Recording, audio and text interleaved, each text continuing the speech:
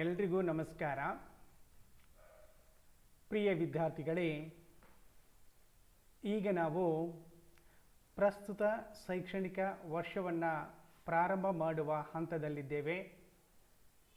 ತಾವೆಲ್ಲರೂ ಕೂಡ ಈಗ 1ನೇ ವರ್ಷದ BEd ಕೋರ್ಸನ್ನು ಪೂರ್ಣಗೊಳಿಸಿ 2ನೇ ವರ್ಷದ BEd ಕೋರ್ಸಿಗೆ ಪಾದಾರ್ಪಣೆ ಮಾಡಬೇಕಾಗಿರುತ್ತದೆ.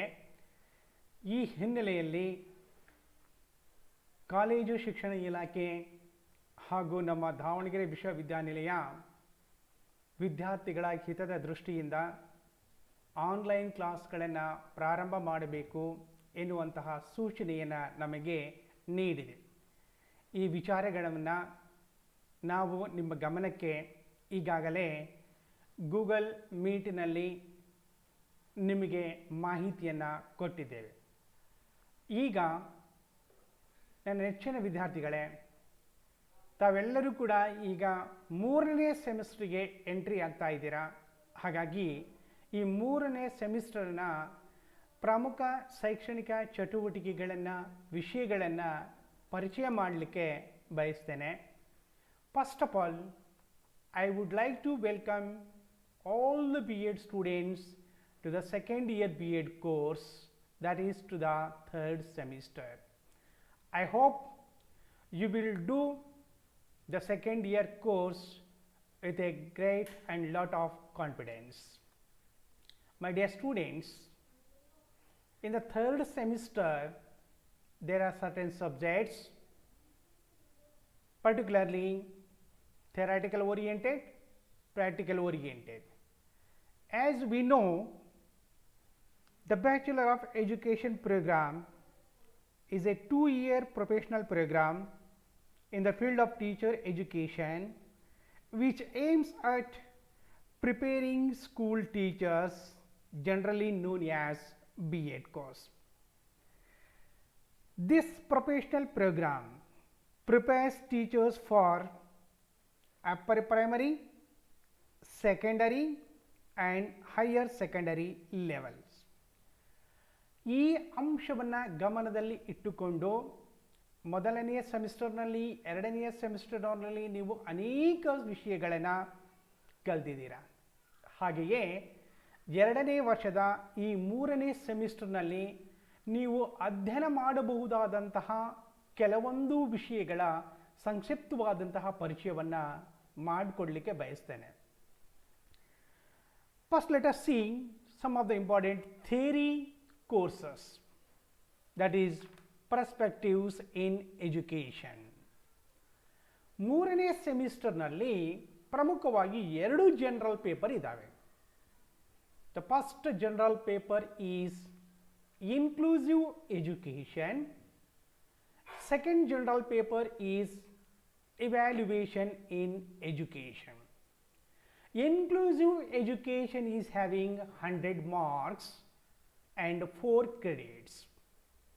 Similarly, evaluation in education, this course is also having 100 marks, 4 credits.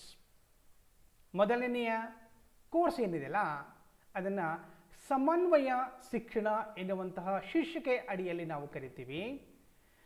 ಸಮನ್ವಯ ಶಿಕ್ಷಣ ಮೊದಲನೆಯ ಪತ್ರಿಕೆ ಏನಿದೆ, ಮೊದಲನೆಯ ವಿಷಯ ಏನಿದೆ, ಅದಕ್ಕೆ 100 ಅಂಕಗಳಿರುತ್ತೆ, 4 ಕ್ರೆಡಿಟ್ಗಳನ್ನು ಅದು ಹೊಂದಿದೆ. ಹಾಗೆಯೇ 2ನೆಯ ವಿಷಯವಾದಂತಹ ಇವ್ಯಾಲ್ಯೂಯೇಷನ್ ಇನ್ ಎಜುಕೇಷನ್, ಶಿಕ್ಷಣದಲ್ಲಿ ಮೌಲ್ಯಮಾಪನ, ಇದು ಕೂಡ 100 ಅಂಕಗಳನ್ನು ಹೊಂದಿದ್ದು 4 ಕ್ರೆಡಿಟ್ಸ್ಗಳನ್ನು ಅದು ಹೊಂದಿದೆ.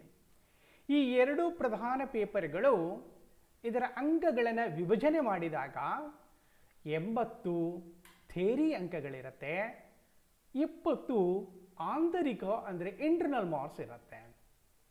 ಹಾಗೆಯೇ ಈ 2 ಜನರಲ್ ಕೋರ್ಸ್ಗಳ ಜೊತೆಗೆ, ಈ 2 ಸಾಮಾನ್ಯ ವಿಷಯಗಳ ಜೊತೆಗೆ ನೀವು ಒಂದು ಆಪ್ಷನಲ್ ಕೋರ್ಸನ್ನು ಆಯ್ಕೆ ಮಾಡ್ಕೋಬೇಕಾಗತ್ತೆ. ದಾವಣಗೆರೆ ವಿಶ್ವವಿದ್ಯಾಲಯ ಪ್ರಮುಖವಾಗಿ ವಿದ್ಯಾರ್ಥಿಗಳನ್ನು ಅಧ್ಯಯನ ಮಾಡಲಿಕ್ಕೆ ಎರಡು ಪ್ರಮುಖ ಐಚ್ಛಿಕ ವಿಷಯಗಳನ್ನು ನಿಗದಿ ಮಾಡಿದೆ. These two optional courses are guidance and counseling, and the second one is value education. ಐಚ್ಛಿಕ ವಿಷಯಗಳು ಇಲ್ಲಿ ಎರಡಿದ್ದಾವೆ. ಮೊದಲನೆಯದು ಮಾರ್ಗದರ್ಶನ ಮತ್ತು ಸಲಹೆ, ಎರಡನೆಯದು ವ್ಯಾಲ್ಯೂ ಎಜುಕೇಷನ್. ಈ ಎರಡೂ ವಿಷಯಗಳಲ್ಲಿ ಶಿಕ್ಷಣಾರ್ಥಿಗಳು ಒಂದನ್ನು ಆಯ್ಕೆ ಮಾಡಿಕೊಳ್ಳಬೇಕಾಗತ್ತೆ. You are suppose to choose any one among these two optional courses. For the convenience of our students, we have decided, and it is better to choose all English medium students the optional course, that is guidance and counseling. ಎಲ್ಲ English medium ವಿದ್ಯಾರ್ಥಿಗಳು guidance and counselling ಸಬ್ಜೆಕ್ಟನ್ನು ಆಯ್ಕೆ ಮಾಡಿಕೊಳ್ಳಬೇಕಾಗತ್ತೆ ಮತ್ತು ಅಧ್ಯಯನ ಮಾಡಬೇಕಾಗತ್ತೆ. ಈ ವಿಷಯವನ್ನು ನಮ್ಮ ಕಾಲೇಜಿನ ಹಿರಿಯ ಪ್ರಾಧ್ಯಾಪಕಿಯಾದಂತಹ GM ಶಶಿಕಲಾ ಮೇಡಮ್ ಅವರು ನಿಮಗೆ ಬೋಧನೆ ಮಾಡ್ತಾರೆ. ಎರಡನೆಯದಾಗಿ ವ್ಯಾಲ್ಯೂ ಎಜುಕೇಷನ್, ಮೌಲ್ಯ ಶಿಕ್ಷಣ ಅಂತ. ಎಲ್ಲ ಕನ್ನಡ ಮಾಧ್ಯಮದ ವಿದ್ಯಾರ್ಥಿಗಳು ಮೌಲ್ಯ ಶಿಕ್ಷಣವನ್ನು ಆಯ್ಕೆ ಮಾಡಿಕೊಂಡು ಅಧ್ಯಯನ ಮಾಡಬೇಕಾಗತ್ತೆ. ಈ ವಿಷಯವನ್ನು ನಿಮಗೆ ನಮ್ಮ ಕಾಲೇಜಿನ ಮತ್ತೋರ್ವ ಹಿರಿಯ ಪ್ರಾಧ್ಯಾಪಕರಾದಂತಹ ಡಾಕ್ಟರ್ ಟಿ ಹಾಲೇಶಪ್ಪರವರು ಬೋಧನೆಯನ್ನು ಮಾಡ್ತಾರೆ. ಎರಡೂ ವಿಷಯಗಳ ಬೋಧನೆ ಏಕಕಾಲದಲ್ಲಿ ಇರುವುದರಿಂದ ವಿದ್ಯಾರ್ಥಿಗಳು ಈ ಎರಡೂ ವಿಷಯಗಳಲ್ಲಿ ಒಂದನ್ನು ಆಯ್ಕೆ ಮಾಡಿಕೊಳ್ಳಬೇಕಾಗತ್ತೆ. ನಾವು ಈಗಾಗಲೇ ಹೇಳಿದ ಹಾಗೆ all English medium students are supposed to select guidance and counseling optional course, whereas all Kannada medium students are supposed to choose value education optional course. ಈ ಪೇಪರ್ಗಳು ಕೂಡ 100 ಅಂಕಗಳನ್ನು ಹೊಂದಿರುತ್ತೆ, 4 ಕ್ರೆಡಿಟ್ಸ್ಗಳನ್ನು ಹೊಂದಿವೆ. ಎರಡು ಸಾಮಾನ್ಯ ವಿಷಯಗಳು ಹೇಗೆ 80+20 ಅಂಕಗಳ ವಿಭಜನೆ ಇತ್ತೋ ಹಾಗೆಯೇ ಈ ಎರಡೂ ವಿಷಯಗಳಲ್ಲಿಯೂ ಕೂಡ 80+20 ಅಂಕಗಳ ವಿಭಜನೆ ಇರುತ್ತೆ. ಸೊ ಇವು 3 ಪ್ರಮುಖವಾಗಿ ನೀವು ಅಧ್ಯಯನ ಮಾಡಬೇಕಾಗಿರುವಂತಹ ವಿಷಯಗಳು. ಈ 3 ವಿಷಯಗಳ ಜೊತೆಗೆ ಇನ್ನೊಂದು ವಿಷಯವನ್ನು ನಾನು ನಿಮ್ಮ ಗಮನಕ್ಕೆ ತರಲಿಕ್ಕೆ ಬಯಸ್ತೇನೆ. Another 2 pedagogy subjects you are supposed to study. Subject specific pedagogy, SSP ಅಂತ ಹೇಳ್ತೇವೆ, ಅಥವಾ pedagogy of school subject, PSS ಅಂತಲೂ ಕೂಡ ನಾವು ಇದನ್ನು ಕರಿತೀವಿ. ಬಹುಶಃ ನೀವು ಮೊದಲನೇ ಸೆಮಿಸ್ಟರ್ನಲ್ಲಿ UDP ಎನ್ನುವಂತಹ ವಿಷಯವನ್ನು ಅಧ್ಯಯನ ಮಾಡಿದ್ದೀರಾ. Understanding discipline and ಪೆಡಗಾಗಿ.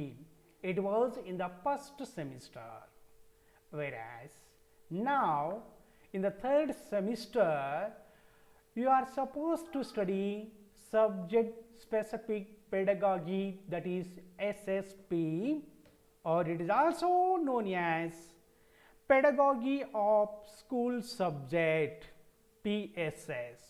So here you are very clear about subject specific pedagogy. ಈ SSP ಬಗ್ಗೆ ನಿಮಗೆಲ್ಲರಿಗೂ ಕೂಡ ಮಾಹಿತಿ ಇದೆ, ಏಕೆಂದರೆ ಮೊದಲನೆಯ ಸೆಮಿಸ್ಟರ್ನಲ್ಲಿ ನೀವು ಇದನ್ನು ಅಧ್ಯಯನ ಮಾಡಿದ್ದೀರಾ. ಇಲ್ಲಿ SSP1, SSP2 ಎನ್ನುವಂತಹ ಎರಡೂ ಸಬ್ಜೆಕ್ಟ್ಗಳು ಬರುತ್ತೆ. SSP1ನಲ್ಲಿ ಯಾವ ಪೆಡಗಾಗಿ ಬರುತ್ತೆ ಅನ್ನೋದಾದರೆ ಕನ್ನಡ, ಇಂಗ್ಲಿಷ್, ಫಿಸಿಕ್ಸ್, ಕೆಮಿಸ್ಟ್ರಿ ಇವು SSP1 ಅಂದರೆ ಪೆಡಗಾಗಿ 1 ಅಡಿಯಲ್ಲಿ ಬರುವಂತಹ ವಿಷಯಗಳು. ಹಾಗೆಯೇ SSP2 ಇದರ ಅಡಿಯಲ್ಲಿ ಬರುವಂತಹ ಪೆಡಗಾಗೀಸ್ ವಿಷಯಗಳು ಯಾವುವೆಂದರೆ ಹಿಸ್ಟರಿ, ಮ್ಯಾಥಮೆಟಿಕ್ಸ್, ಬಯಾಲಜಿ. ಸೊ ಇವು ಕೂಡ 50 ಅಂಕಗಳನ್ನು ಹೊಂದಿರುವಂತಹ ವಿಷಯಗಳು, 2 ಕ್ರೆಡಿಟ್ಸ್ಗಳನ್ನು ಹೊಂದಿರುತ್ತೆ. SSP1 50 marks and 2 credits. Similarly, SSP2 50 marks and 2 credits. Out of 50 marks, again here we can see the division. 40 theory ಅಂಕಗಳಾದರೆ 10 ಇಂಟರ್ನಲ್ ಅಂಕಗಳು ಇರುತ್ತೆ.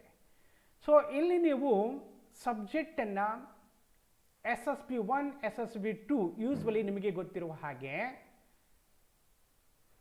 ಆರ್ಟ್ ಸ್ಟೂಡೆಂಟ್ಸ್ ಅವರ 2 SSP ಯಾವುವು ಅಂದರೆ ಕನ್ನಡ ಹಿಸ್ಟ್ರಿ ಆಗಿರುತ್ತೆ ಅಥವಾ ಇಂಗ್ಲೀಷ್ ಹಿಸ್ಟ್ರಿ ಆಗಿರುತ್ತೆ. SSP1 Kannada or English, SSP2 history. PM students ಅವರ SSP1 physics, SSP2 mathematics. CB students SSP1 chemistry, SSP2 biology. ಈ ಪ್ರಕಾರವಾಗಿ ಪ್ರಮುಖವಾಗಿ ನಮ್ಮಲ್ಲಿ 4 ಗ್ರೂಪ್ಗಳು ಇದ್ದಾವೆ. 1ನೇ ಗ್ರೂಪು ಕನ್ನಡ ಹಿಸ್ಟ್ರಿ, 2ನೇ ಗ್ರೂಪು ಇಂಗ್ಲೀಷ್ ಹಿಸ್ಟ್ರಿ, 3ನೇ ಗ್ರೂಪು ಫಿಸಿಕ್ಸ್ ಮ್ಯಾಥಮೆಟಿಕ್ಸು, 4ನೇ ಗ್ರೂಪು ಕೆಮಿಸ್ಟ್ರಿ ಬಯಾಲಜಿ. ಸೊ ಈ ಪ್ರಕಾರವಾಗಿ ನೀವು ಸಬ್ಜೆಕ್ಟ್ ಸ್ಪೆಸಿಫಿಕ್ ಪೆಡಗಾಗಿಗಳನ್ನು ಅಧ್ಯಯನ ಮಾಡಬೇಕಾಗತ್ತೆ. ಹಾಗೆಯೇ ಈ ಪ್ರಮುಖ ಥಿಯರಿ ಸಬ್ಜೆಕ್ಟ್ಸ್ಗಳನ್ನು ಅಧ್ಯಯನ ಮಾಡುವುದರ ಜೊತೆಗೆ ವಿದ್ಯಾರ್ಥಿಗಳಲ್ಲಿ ಕೆಲವೊಂದು ವಿಶೇಷವಾದಂತಹ ಸಾಮರ್ಥ್ಯಗಳನ್ನು ಬೆಳೆಸಬೇಕಾಗಿರುತ್ತೆ. ಸೊ ಆ ಹಿನ್ನೆಲೆಯಲ್ಲಿ ವಿಶ್ವವಿದ್ಯಾನಿಲಯ NCTE ಕೆಲವೊಂದು ವಿಶೇಷವಾದಂತಹ ಕೋರ್ಸ್ಗಳನ್ನು ಇನ್ಕ್ಲೂಡ್ ಮಾಡಿದೆ. ಸೊ ಅದನ್ನು ನಾವಿಲ್ಲಿ EPC ಅಂತ ನೋಡುವುದಾದರೆ enhancing professional competencies. Enhancing professional competencies or capacities, ಇದರ ಸಂಕ್ಷಿಪ್ತವಾದಂಥ ಪರಿಚಯವನ್ನು ನಾನು ನಿಮಗೆ ಮಾಡಿಕೊಳ್ಳಿಕ್ಕೆ ಬಯಸ್ತೇನೆ. Enhancing professional capacities or competencies. These are the courses where in the student teacher who is equipped with personal competencies that are required to do various activities expected of a teacher. ಒಬ್ಬ ಶಿಕ್ಷಕರಲ್ಲಿ ಬೆಳೆಸಬಹುದಾದಂತಹ ವಿಶೇಷವಾದಂತಹ ಸಾಮರ್ಥ್ಯಗಳನ್ನು, ಈ ಕೆಲವೊಂದು ವಿಷಯಗಳನ್ನು ಅಧ್ಯಯನ ಮಾಡುವುದರ ಮೂಲಕ ಸಾಧಿಸಲಿಕ್ಕೆ ಸಾಧ್ಯವಿದೆ. ಸೊ ಆ ಹಿನ್ನೆಲೆಯಲ್ಲಿ EPC ಎನ್ಹ್ಯಾನ್ಸಿಂಗ್ ಪ್ರೊಫೆಷನಲ್ ಕಾಂಪಿಟೆನ್ಸ್ಗೆ ಸಂಬಂಧಪಟ್ಟಂತೆ ಇಲ್ಲಿ 2 ಕೋರ್ಸ್ಗಳನ್ನು ನಾವು ಇಲ್ಲಿ ಅಧ್ಯಯನ ಮಾಡಬೇಕಾಗಿರುತ್ತೆ. The first one is understanding drama and art in education. The second one is research project.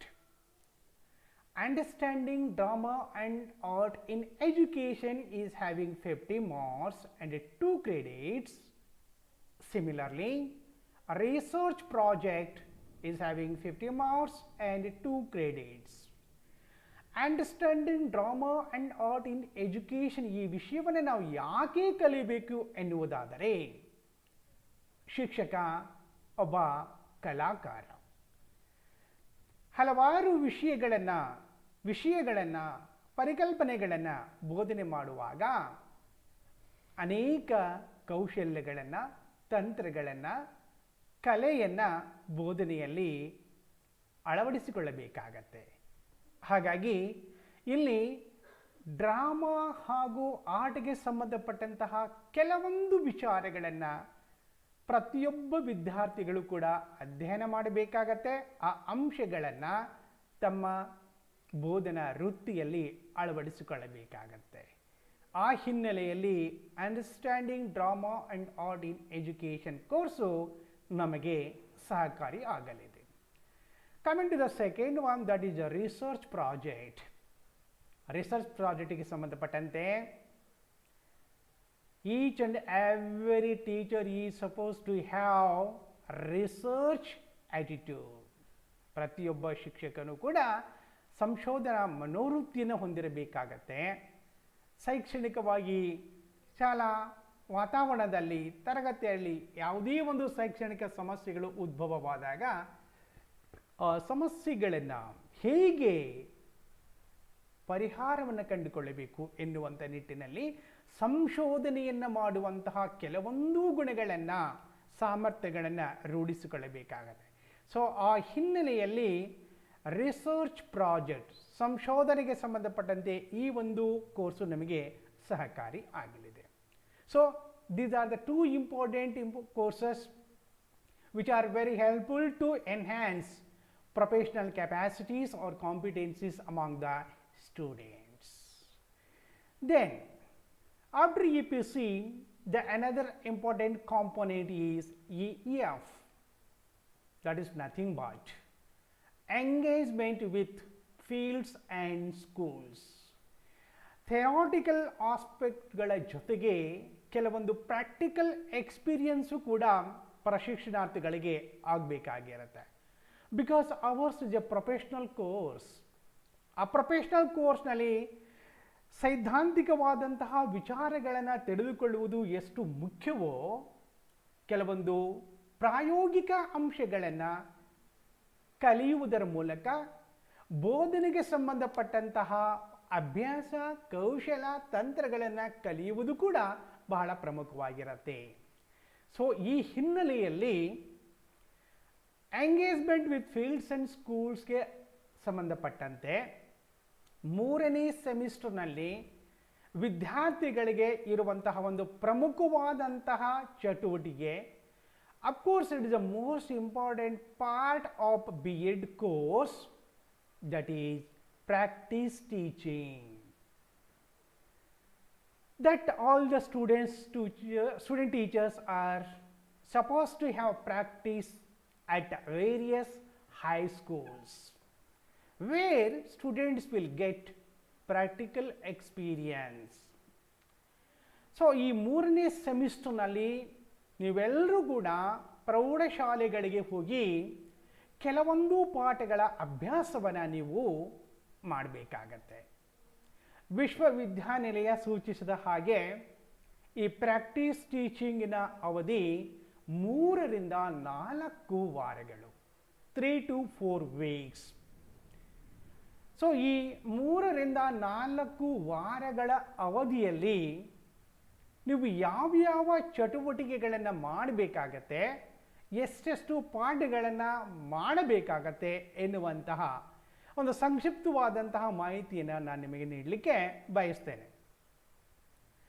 Totally during the practice teaching, all the student teachers are suppose to give lessons, that is school lessons, 8 + 8, 8 each in each pedagogy. ಒಂದೊಂದು ಪೆಡಗಾಗಿಯಲ್ಲಿ ನೀವು 8 ಪಾಠಗಳನ್ನು ಕೊಡಬೇಕಾಗತ್ತೆ.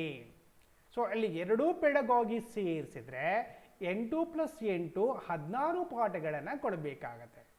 8 in each pedagogy. Totally you are suppose to give 16 lessons in your respective pedagogy. It may be in Kannada history, English history, physics, maths, or chemistry, biology. Along with these school lessons, you are supposed to give 2 terminal lessons, one in each method or pedagogy. 2 ಪೆಡಗಾಗಿಗಳಲ್ಲಿ ಒಂದೊಂದು terminal lesson ಅನ್ನು ಕೊಡಬೇಕಾಗತ್ತೆ. ಅವಧಿಕ ಪಾಠ ಅಂತ ನಾವು ಇದನ್ನು ಕರಿತೀವಿ. ಈ 8 ಪಾಠಗಳ ನಂತರ ಟರ್ಮಿನಲ್ ಲೆಸನ್ ಅನ್ನು ಕೊಡಬೇಕಾಗತ್ತೆ. ಅಲ್ಲಿ 1 + 1. ಸೊ ಅಲ್ಲಿ ಟೋಟಲ್ ಎಷ್ಟು ಲೆಸನ್ ಆಯಿತು ಅಂದರೆ N2 plus N2 plus 1 plus 1 ಅಲ್ಲಿ ಒಂದೊಂದು ಪೆಡಗಾಗಿಗಳಲ್ಲಿ ನೀವು 9 ಪಾಠಗಳನ್ನು 9 ಪ್ಲಸ್ 9 ಪಾಠಗಳನ್ನು ಕೊಡಬೇಕಾಗತ್ತೆ. So 9 plus 9 total you are suppose to give 18 lessons. ಈ ಏನು 18 ಪಾಠಗಳನ್ನು ಮಾಡ್ತೀರಾ, ಪ್ರತಿಯೊಂದು ಪಾಠಗಳಿಗೆ ರಿಫ್ಲೆಕ್ಟಿವ್ ಡೈರಿಯನ್ನು ಬರಿಬೇಕಾಗತ್ತೆ. ನಿಮ್ಮ ಪಾಠ ಹೇಗೆ ಇತ್ತು, ಎಷ್ಟರ ಮಟ್ಟಿಗೆ ಪರಿಣಾಮಕಾರಿಯಾಗಿತ್ತು, ಬೋಧನಾ ಉದ್ದೇಶಗಳನ್ನು ಎಷ್ಟರ ಮಟ್ಟಿಗೆ ನೀವು ಈಡೇರಿಸಿದ್ದೀರಾ ಎನ್ನುವುದರ ಬಗೆಗೆ you have to suppose to maintain reflective diary. That is a reflection of our lesson, how my lesson was, what was the merits, what was the demerits regarding that. You have to maintain reflective diary, that is 9 plus 9. ಪ್ರತಿಯೊಂದು lesson ಆದ ಕೂಡಲೇ immediate ಆಗಿ ನೀವು reflective ಡೈರಿಯನ್ನು ಬರಿಬೇಕು. ನಿಮ್ಮ ಪಾಠದ ಅಂತರಾವಲೋಕನ ಅದು. ನಿಮ್ಮ ಪಾಠವನ್ನು ನೀವೇ ಅಂತರಾವಲೋಕನ ಮಾಡಿಕೊಳ್ಳುವಂಥದ್ದು. ಏನು ಉತ್ತಮ ಅಂಶಗಳಿದ್ವೋ, ಏನು ದೋಷಗಳಿದ್ವೋ, ಏನು ಸುಧಾರಣೆಗಳನ್ನು ಮಾಡ್ಕೋಬೇಕು ಎನ್ನುವಂತಹ ವಿಚಾರದಲ್ಲಿ ರಿಫ್ಲೆಕ್ಟಿವ್ ಡೈರಿಯನ್ನು ನೀವು ಬರಿಬೇಕಾಗತ್ತೆ. ಅದಕ್ಕೆ ಸ್ಪೆಸಿಫಿಕ್ ಫಾರ್ಮೆಟ್ ಇದೆ, ಅದನ್ನು ನಾವೇ ನಿಮಗೆ ಒದಗಿಸ್ತೀವಿ. ಈ 9 ಪ್ಲಸ್ 9 ಪಾಠಗಳ ಜೊತೆಗೆ ನೀವು ಇನ್ನೊಂದು ಪ್ರಮುಖವಾದಂತಹ ಕಾರ್ಯವನ್ನು, ಶೈಕ್ಷಣಿಕ ಚಟುವಟಿಕೆಯನ್ನು ಮಾಡಬೇಕಾಗಿದೆ. ಏನು ಅಂದರೆ ಯೂನಿಟ್ ಪ್ಲ್ಯಾನ್, ಘಟಕ ಯೋಜನೆಯನ್ನು ಮಾಡಬೇಕು. ಎರಡೂ ಮೆಥಡ್ನಲ್ಲಿ, ಎರಡೂ ಪೆಡಗಾಗಿಯಲ್ಲಿ ಒಂದೊಂದು ಯೂನಿಟ್ ಪ್ಲ್ಯಾನನ್ನು ಮಾಡಬೇಕಾಗತ್ತೆ. You are suppose to do unit plan in each pedagogy. SSP 1 and SSP 2 ಇವೆರಡರಲ್ಲೂ ಕೂಡ ಒಂದೊಂದು ಯೂನಿಟ್ ಪ್ಲ್ಯಾನನ್ನು ಬರಿಬೇಕಾಗತ್ತೆ. ಆ ಯೂನಿಟ್ ಪ್ಲ್ಯಾನ್ ನೀವೇನು ಅಲ್ಲಿ 8 ಪಾಠಗಳನ್ನು ಶಾಲೆಯಲ್ಲಿ ಕೊಡ್ತಿರಲ್ಲ, ಆ ಪಾಠಗಳಿಗೆ ಸಂಬಂಧಪಟ್ಟಂತೆ ಘಟಕ ಯೋಜನೆಯನ್ನು ಬರೆಯಬಹುದು. ಅದರ ಜೊತೆಗೆ ಒಂದು ನಿರ್ದಿಷ್ಟವಾದಂತಹ ಘಟಕವನ್ನು ಬೋಧನೆ ಮಾಡಿದ ಮೇಲೆ ಘಟಕ ಪರೀಕ್ಷೆಯನ್ನು ಮಾಡಬೇಕು. You are suppose to conduct 1 unit test in each pedagogy. ಎರಡೂ ಪೆಡಗಾಗಿಯಲ್ಲಿ ಒಂದೊಂದು ಯೂನಿಟ್ ಟೆಸ್ಟನ್ನು, ಘಟಕ ಪರೀಕ್ಷೆಯನ್ನು ಮಾಡಬೇಕಾಗತ್ತೆ. ದೆನ್ ಆ ಘಟಕ ಪರೀಕ್ಷೆಯನ್ನು ಮಾಡಿದ ಮೇಲೆ ವಿದ್ಯಾರ್ಥಿಗಳ ಉತ್ತರಗಳನ್ನು ಅನಾಲಿಸಿಸ್ ಮಾಡಬೇಕಾಗತ್ತೆ. ಸೊ ಆ ಒಂದು ಸರ್ಕಲನ್ನು, ಪ್ರೊಸೆಸನ್ನು ಕಂಪ್ಲೀಟ್ ಮಾಡುವಂತಹ ನಿಟ್ಟಿನಲ್ಲಿ ನಿಮ್ಮ ಪ್ರಾಧ್ಯಾಪಕರು ನಿಮಗೆ ಮಾರ್ಗದರ್ಶನವನ್ನು ನೀಡ್ತಾರೆ. ಅವರ ಮಾರ್ಗದರ್ಶನದ ಅಡಿಯಲ್ಲಿ ಶಾಲಾ ಪಾಠಗಳು, ಘಟಕ ಯೋಜನೆ, ಘಟಕ ಪರೀಕ್ಷೆ ಇವುಗಳನ್ನು ವ್ಯವಸ್ಥಿತವಾದಂತಹ ರೀತಿಯಲ್ಲಿ ನೀವು ಮಾಡಬೇಕಾಗತ್ತೆ. ಈ ಎಂಗೇಜ್ಮೆಂಟ್ ವಿತ್ ಫೀಲ್ಡ್ಸ್ ಆ್ಯಂಡ್ ಸ್ಕೂಲ್ಸ್ಗೆ ಸಂಬಂಧಪಟ್ಟಂತೆ ಎಷ್ಟು ಕ್ರೆಡಿಟ್ ಇದೆ, ಎಷ್ಟು ಮಾರ್ಕ್ಸ್ ಇದೆ ಅಂದರೆ 50 plus 50 is equal to 100 marks. Totaling these practical oriented activities is having 100 marks. 50 plus 50. Total credits, if you want to see, 2 plus 2 is equal to 4 credit. Engagement with fields and schools, as I told you, it is having 4 credits and 100 marks. I hope it is clear, students. Then let us move to know the internal assessment of this third semester. As I told you, there are 2 types of papers, or the subjects, or the courses. Some courses are having 100 marks, some courses are having 50 marks.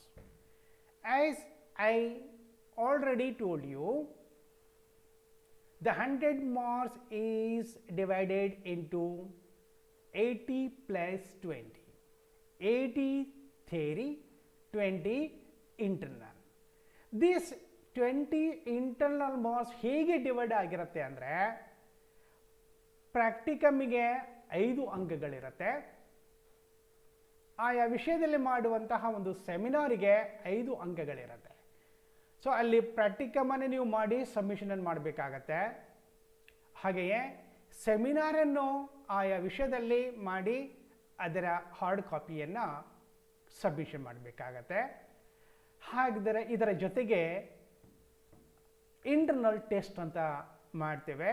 ಎಲ್ಲ ಕೋರ್ಸ್ಗಳಿಗೆ ಎಲ್ಲ ವಿಷಯಗಳಿಗೂ 100 ಅಂಕದ subject ಏನಿದೆ ಅದಕ್ಕೆ internal test 10 ಮಾರ್ಕ್ಸಿಗೆ ಇರುತ್ತೆ.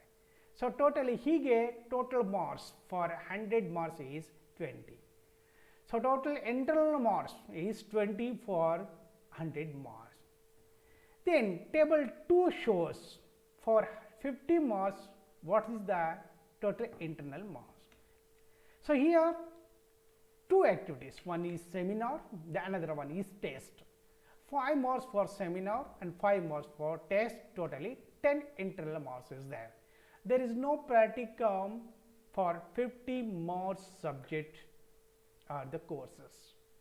Practicum will be there only for 100 marks subject or course. So totally these are the internal assessment idea or the information. So these 2 tables shows you the internal assessment criteria or the procedure. So these are the some of the brief information about 3rd semester which you are supposed to study, which you are supposed to involve in different academic or theoretical and practical activities. ಈ ಎಲ್ಲ ವಿಷಯಗಳು ಕೂಡ ನಿಮಗೆ ವಿಶೇಷವಾದಂತಹ ಸಾಮರ್ಥ್ಯಗಳನ್ನು ಬೆಳೆಸ್ತವೆ. ಎಲ್ಲ ವಿಷಯಗಳು ಕೂಡ ವಿಶೇಷವಾದಂತಹ ಜ್ಞಾನವನ್ನು ನೀಡ್ತವೆ. So in order to become good teacher, these are the different subjects or different activities. Definitely they are very, very helpful to all the student teachers. So during this semester you will participate and you will have experience in all these different theoretical as well as practical activities. I hope this semester will develop certain potentialities, competencies, capacities which are required for a good teacher. So in brief, I would like to conclude by saying that 3rd semester is having totally 24 credits friends. 3ನೇ ಸೆಮಿಸ್ಟರ್ನಲ್ಲಿ totally 24 ಕ್ರೆಡಿಟ್ಸ್ಗಳನ್ನು ನಾವು ನೋಡ್ತೇವೆ. ಹಾಗೆ 3ನೇ ಸೆಮಿಸ್ಟರ್ನಲ್ಲಿ ಇರುವಂತಹ total marks is 600. Total marks 600, total credits 24. So ಇದಿಷ್ಟು 3ನೇ ಸೆಮಿಸ್ಟರ್ನಲ್ಲಿ ಇರುವಂತಹ ಪ್ರಮುಖ ಅಂಶಗಳು. The duration of a particular semester is appropriately 100 working days. 100 working days ಇರಬೇಕಾಗತ್ತೆ. ಸೊ ಅದರಲ್ಲಿ 90% attendance is must